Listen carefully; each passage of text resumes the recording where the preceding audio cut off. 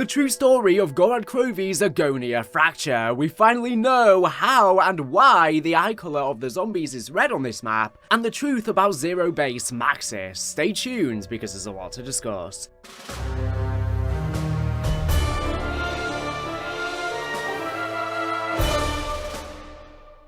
More developer documents have been unlocked, revealing aspects of Gorod Krovi's lore we never knew existed. Welcome back to our deep dive series on the fractures in Black Ops 3 Zombies, where we've been peeling back the layers of the Ether story with the help of leaked documents to gain a better understanding of the state of the universe during this game. If you are just joining us, we've been exploring how each fracture, a timeline shattered by Primus killing the 1.0 versions of the characters, rewrites history in wild ways. While before, these changes that warp history in such insane ways but difficult to really make sense of, a find in one of the Eisendrache developer documents helped spark a research rabbit hole that is unearthing the exact rules of the fractures and how they work. And since Gorod Krovi's Agonia fracture builds directly on the changes from the prior two, let's catch up on what we've learned so far. But if you want a full breakdown, check out the previous videos linked on screen and in the description on the giant ZETSUBOU no SHIMA's fractures.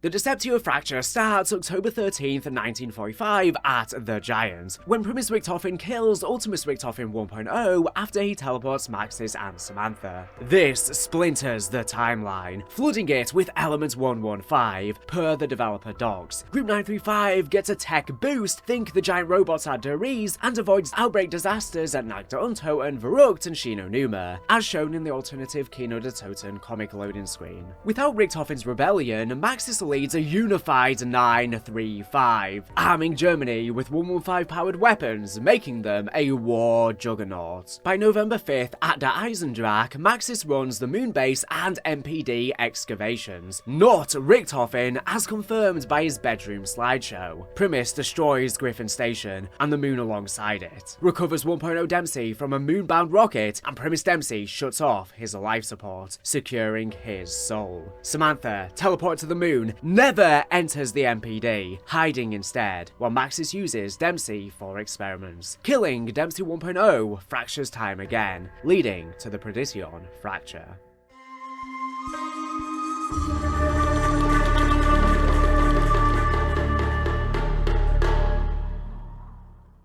The PRODITIONE fracture, meaning treason, centers on ZETSUBOU no SHIMA in October 1945 before der Eisendrache, so the moon's still intact. Pompeii's island base, loaded with Element 115 meteors per the developer documents and as we see on the map itself, draws Division 9 and Group 935, causing plane crashes from magnetic chaos. Shino Numa falls as resources shift to Pompeii. The skull of S.O.P.H.I.A, a keeper weapon to fight the Apothicons, reflects their increased presence needed as 115 surges, weakening the veil, allowing the Apothicons to target the world more and more. With Richtofen and Dempsey gone, 935's test subject division dissolves, leaving Takeo 1.0 in Japan. A samurai traditionalist in 1945, his honor and popularity threaten the Emperor, who brands him a traitor and sends him to Pompeii on a suicide mission. Leaked scripts reveal a cut plotline about Takeo's girlfriend, killed on the Emperor's orders, deepening his suffering. Hence, Monty's revelations line that Takeo suffered at the hands of Division 9 much more than we initially thought. Takeo seppuku in ZETSUBOU's ending is a defiant samurai act, securing his soul and fracturing time into Gorod Krovi's Agonia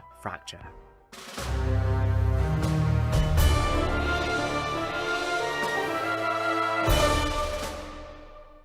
With Takeo's death sending another fracture throughout space-time, the world line is shifted once again. Agonia, meaning agony, is the fracture Gorod Krovi takes place in. Agonia is a world where almost everyone's fates are worse, making the name quite apt. Now, I say almost everyone. Keep that in mind for later as we dig into the official timeline's entries for the Agonia fracture before looking deeper with the developer documents. November 11th, 1942. Gruff confirms that Division 9 has completed the resurrection of the ancient beast for the Battle of the Eastern Front. Reports suggest that the specimens, the dragons, are still extremely dangerous, but the Germans' stalemate on the Eastern Front with the Russians will soon come to an end, thanks to their involvement. January 3rd, 3rd, 1943, the Russians used stolen Group 935 research to create the Russian Gigant, the Russian Mangler, and the Ray Gun Mark III. While the timeline only briefly covers this bit of the Russians stealing technology from Group 935 plus Germany, we actually get a small tease into a much deeper plot here, that while hinted at in the map was never truly discovered. But the leaked files gave us a better look into what Treyarch was trying to depict. Codlawfax and I actually have already done a video on this originally when looking at stuff from the hard drive, so a big shout out to the team over there. His channel and Twitter will be linked in the description, and our prior videos will be too if you want a deeper dive.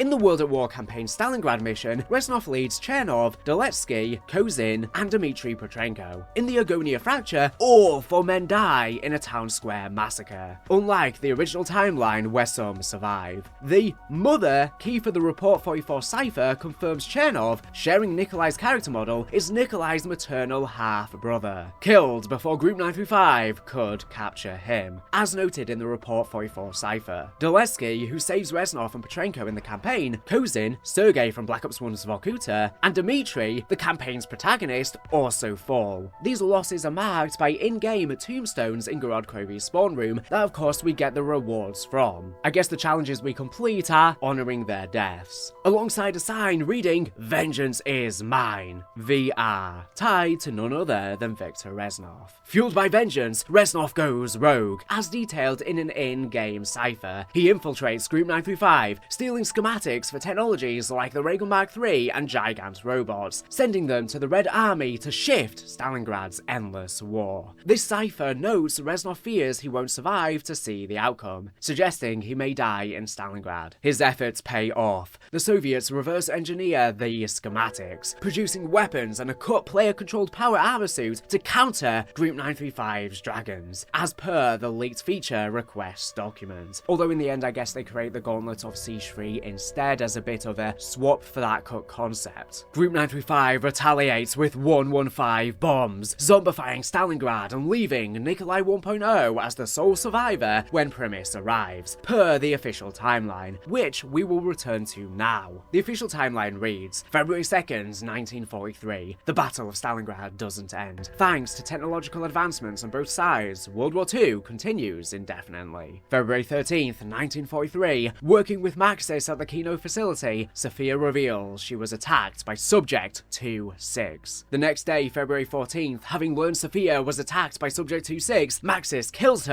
and transfers her brain into a machine, the Strategic Operations Planning Heuristic Intelligence Analyzer, or S.O.P.H.I.A for short. Later that same year, July 7th, S.O.P.H.I.A is transferred to Stalingrad to oversee Group 935 operations. A couple months later, September 2nd, Haviyina reports the dragons have proven beneficial to the war effort at Stalingrad. He confirms that the Glock research continued to explore time displacement and movement across dimensions. This is perhaps the most important entry of the official timeline, one we will return to a bit later. November 6th, 1943. S.O.P.H.I.A confirms the existence of Project Rasputin, the Russian Mangler soldier. The next year, January 11th, 1944, S.O.P.H.I.A confirms the Russian Gigant robot has set back the German advance. Again, the following year, April 14th, 1945, S.O.P.H.I.A declares the Battle of Stalingrad is nearing victory for German forces, and the Valkyrie drones have been deployed to locate any resistant strains and attempt capture. After the release of large concentrations of Element 115 by German forces, the city becomes largely populated by the undead. Nikolai and his comrades continue to fight for what remains of Stalingrad. Summer the same year, September 2nd, World War II still rages on. Stalingrad has turned into a three-way conflict between dragons, machine, and the undead, without any remaining human survivors. S.O.P.H.I.A is now trapped in the city. As the year closes, November 6th, 1945, drifting through space and time in his ethereal form, Gersh arrives in the fracture. The same day is the day Gorod Krovi takes place, because not only does Gersh arrive through the temporal rift, but Primus and Peter McCain's body fall through as well. However, as the dialogue states in the intro cutscene for the map, the teleportation insertion is incorrect, and that's why this is a dangerous form of teleportation, and they end up catapulting through the sky, which if they were not lucky enough to grab onto Peter McCain's body and then use his parachute, they would have fallen to their deaths. I'll play the clip from the dialogue now. now. This was part of the plan, Victor, but not happening! And if you've seen my recent video where we finally know the truth about the KN-44 hypercube blueprint on the Giant, we learned that each of the different solar systems in the corners of the blueprint are actually meant to represent each of the maps in Black Ops 3 Zombies: the Giant, the Eisendrache, ZETSUBOU no SHIMA, and Gorod Krovi fractures. Richtofen, likely whilst he was in a hastily rush visiting Monty's house, tried to copy this blueprint with the Shadows of Evil scraps of paper where he marked down the coordinates of each of these maps.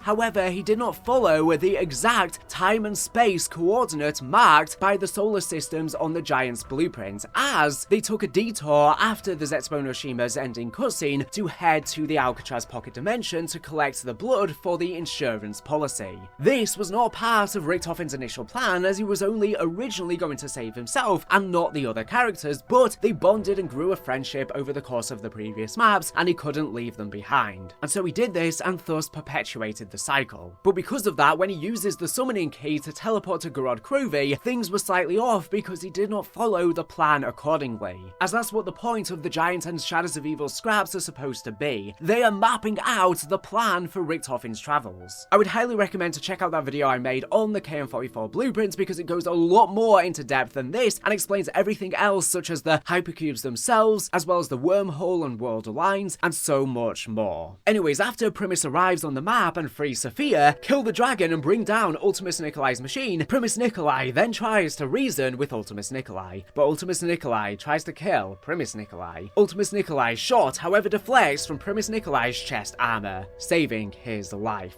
Primus Nikolai kills Ultimus Nikolai in a fit of anger and acquires Nikolai's soul. Richtofen teleports the souls of Ultimus Dempsey, Ultimus Takeo, and Ultimus Nikolai to Maxis at the house. Monty announces his existence to Primus for the first time. Following Primus's departure to the house, on April 25th, 1952, while traveling to Shangri-La, Brock and Gary's plane crashes in the mountains as a result of a freak atmospheric event, another side effect of the temporal rifts created by Primus when traveling to Gorod Krovi. November 6th, 1963. Hiding in a closet at the Pentagon, McNamara records a message confirming that John F. Kennedy, Richard Nixon, and Fidel Castro have died as a result of a zombie outbreak. He dies moments later. Yes, that's the outcome of 5. They all die in this fracture. Like stated before, the outcome for pretty much everyone in this fracture is doom and despair.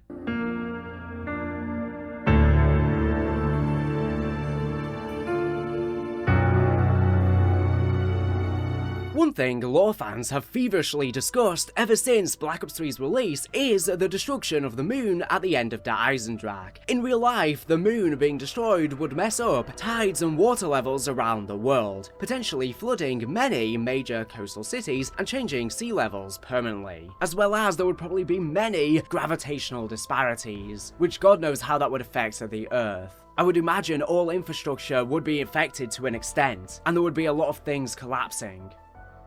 This is something I pondered on in the official paths, and has caused major debate as to whether or not the moon did remain destroyed after Der Eisendrache, and whether or not this did anything to the world at large. In ZETSUBOU no SHIMA, the map takes place before Der Eisendrache in terms of the chronological time, so the moon would not yet be destroyed anyways, so we don't need to think about it for that map. Then, in Gorod Krovi, the last time we are in this timeline before leaving for Revelations, we never get a chance to see the moon, although there are some monitor screens on the map showing the moon base, such as the biodome, etc. But we don't know if these were recorded in the past or not, so we didn't really know what to make of this. This meant that the question was largely left unanswered. However, thanks to the leaked files, we can see that Treyarch had planned a reference to the moon being destroyed in Gorod Krovi. This is what their document reads: security code hint. The security code is going to be Kronos, and a lovely reference for Activision employees. I was thinking the audio log that hints at this would be a log from Sophia, commenting on a team at Stalingrad that was studying the workings of the teleporters, and the possibility of time displacement, theoretically even moving across dimensions. Security should be tight regarding this information. The password should be an encrypted cipher that consists entirely of non-intelligible characters. However, the simpletons stationed at Stalingrad chose a password that would be easy to remember by being related to their work.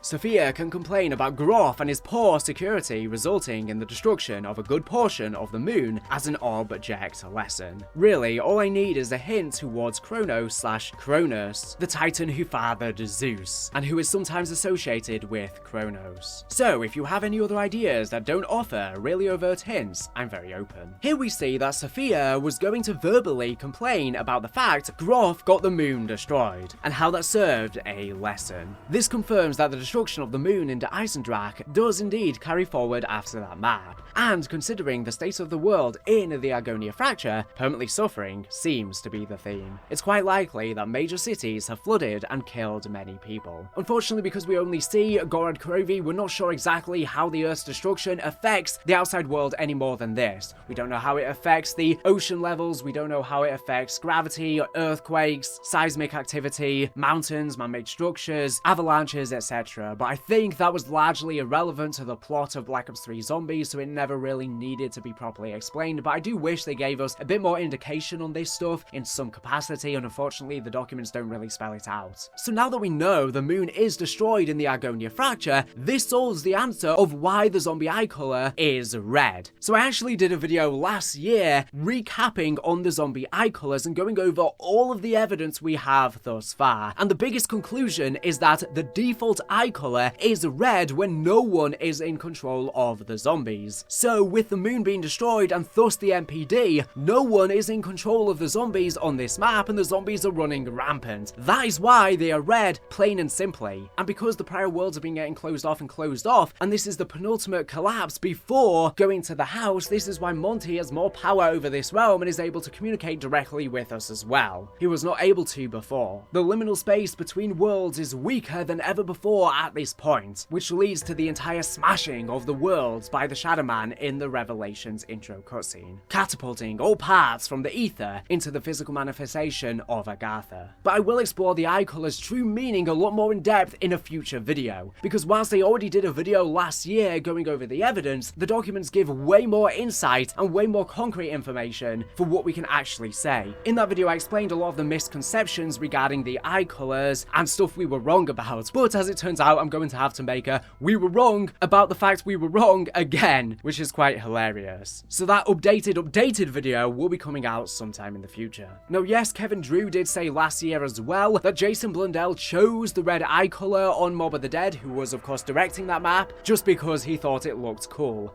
Sometimes our personal touches are accidental. When we were working on Black Ops 2, we were like a new team working on it, and we hadn't quite caught up with all of the rules yet. And so when we were determining the eye color for Mob of the Dead, a producer got asked like what color to make them, and he's just like, I don't know, red. And then with Q2, like we released the trailer, and the community is like, what is this third faction? What do the red eyes mean? And we're like, oh, okay. That was like the way accident. Intentional. Yes. Yeah, totally. It worked out. However, that doesn't mean that a reason for the eye colors switch wasn't retroactively made a part of the canon storyline, even despite the fact the reason for it initially being chosen was just because it looks cool. There is an answer for this, which I'll explore, like I said, a lot more in depth soon. But anyways, moving on. In the same document, we can also see exactly why the password to S.O.P.H.I.A was Kronos in the Easter egg. It was a reference to something for Activision employees, likely some kind of internal software or tool. But in lore, it was also because the team at Stalingrad had a very specific field of study. They were studying how teleporters could displace you through time, and theoretically even across dimensions, which of course S.O.P.H.I.A unlocks the ability to interdimensional travel by the end of the quest. This lines up incredibly well with the mystery that has existed in the Ether story for a bit that I think we may have just found the answer to.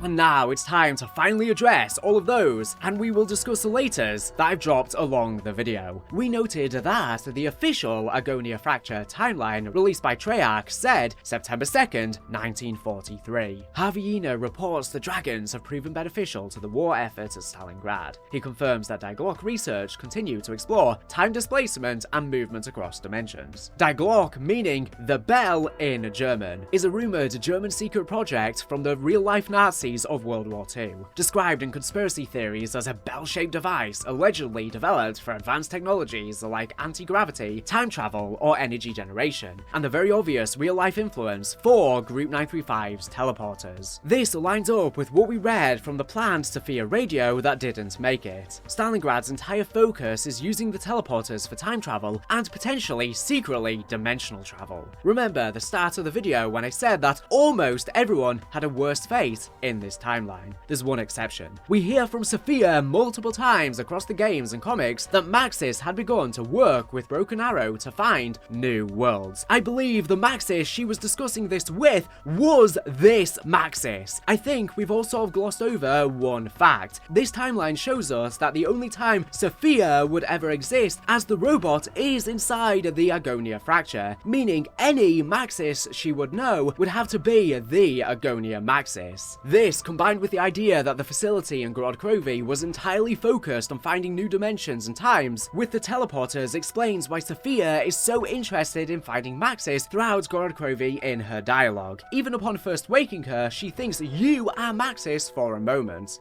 Power restored. Systems operational. Maxis! At the time of release, we all just thought she was confused and he was dead. But now it seems that he actually may have used this teleporter technology to succeed in finding these new worlds. But where is it that this Maxis would have gone? We never see any evidence he survived. Or do we?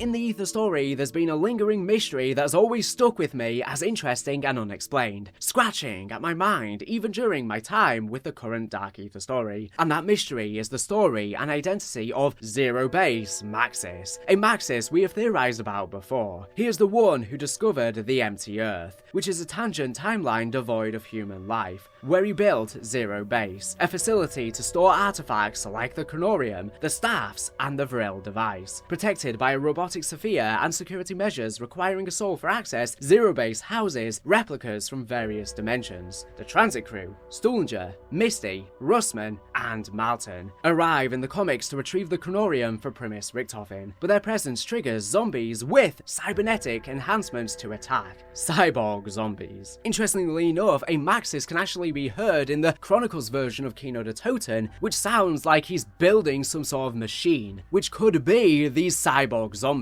Was this where he teleported to on his detour? Was this version of Kino Der Toten inside the Agonia fracture? Who knows? But this Maxis, to have all of these artifacts, must be incredibly powerful. Perhaps even more powerful than Richtofen, without the help of Dr. Monty needing to aid. And he must be aware of Dr. Monty and want to combat him to some degree, by trying to hide the Chronorium behind a machine that requires a soul for access. This is because Monty, or anyone working for Monty, the other Maxis, the Primus Crew, etc., would all not have souls by this point in the timeline. That means this base was specifically trying to keep Monty and his ilk away from the Chronorium, even if that ultimately failed because Maxis hadn't counted on the arrival of Victus. As I said, we have discussed before in this video that this Zero Base Maxis may be the man knocking and mumbling behind the door in Chronicles Kino Der Toten, where we can hear a zombie chained to the wall and moaning while it sounds like someone is mumbling and using tools.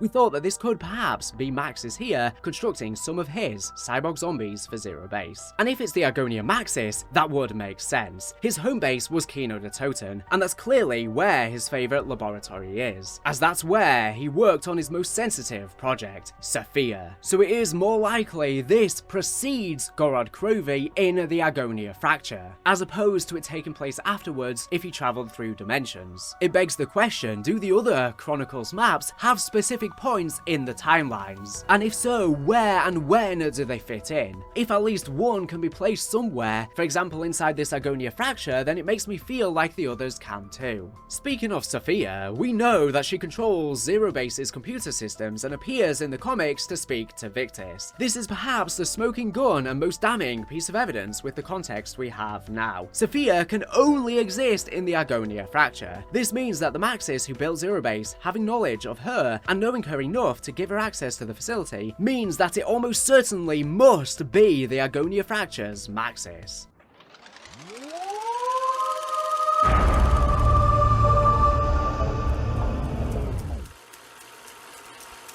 This is so interesting because not only does it explain who built the Zero Base, but it makes his history incredibly cool and involved with our own actions in Black Ops 3. As we've discussed in these fracture videos time and again, it seems that each change we've made has only served to benefit the Dr. Maxis of this timeline. Originally removing Richtofen from the equation allowed him to discover the MPD and control the moon base, as well as elevate Group 935 to the powerhouse of the German military, permanently shifting the scope of warfare in this world. Then, removing Takeo and the test subject research entirely gave this Maxis time to do other research and discover things that he would normally have died long before getting the chance to. Or perhaps died right after. Let's take a look at Alpha Omega. In this map, we get radios from Maxis to Richtofen, revealing that because in this broken cycle, Richtofen was at Blood of the Dead much longer than planned, he actually had time to do a bit of research about Dr. Monty. Richtofen! Richtofen, are you there? Edvard, I do not know if you're receiving me, but best connection I could establish. I cannot triangulate your exact position. Edvard, what is taking you so long? According to my calculations, by now you should have completed your mission and delivered the souls to the house. He is getting anxious. Dr. Monty, he suspects that you are acting against his wishes, plotting against him. I have assured him this is not the case, but his level of worry has me curious. There might be something more to his plan. I shall investigate further, old friend. I will let you know what I find. Richtofen? Edvard, I must assume you are receiving me. We must discuss Monty's plan. If you are to follow through and deliver the souls, it will not resolve the paradox. Yes, the children will grow up and live in their perfect universe. But the blood vials, they will not break this cycle as you believe. They will perpetuate an endless loop. All those affected by element 115 will continue to be trapped and tortured by the ether's power. It would never end. The world will always break. You will always try to fix it. You will always travel to the house with the souls. You will always drink the blood, and then the cycle will repeat. I suspect Monty knows this. Perhaps the true cost of fixing all of reality is too great, even for him. I will reach out when I have more information.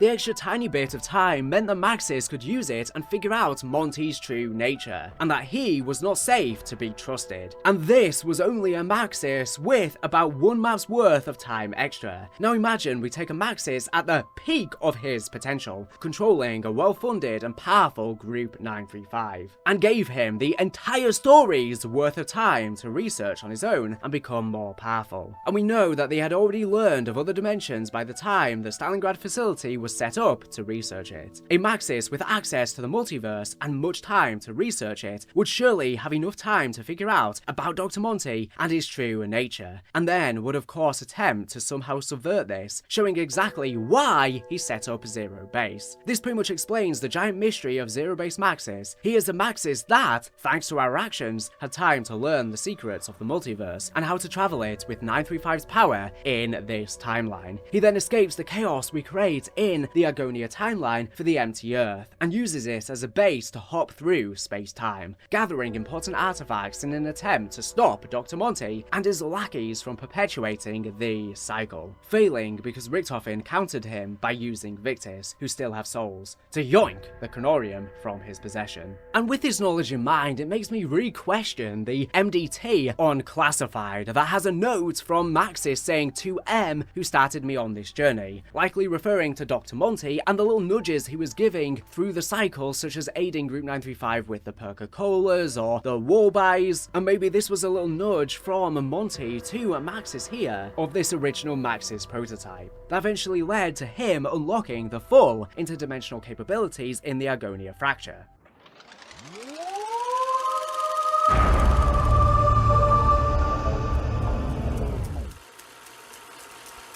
That only leaves one lingering question. What happened to him? We never see proof that he died, or was even in the Empty Earth dimension when it fell apart in the comics, and we know that he was aware of the cycle and how it functioned. What's especially interesting in this is exactly when the cycle is broken, during the trip to Alcatraz just after Takio's death, meaning that the cycle is broken after the Agonia fracture is created, allowing the Agonia Maxis to still exist somewhere during the events of Black Ops 4, which means that he might just have been aware of the events of the cycle breaking, and just maybe found a way to escape.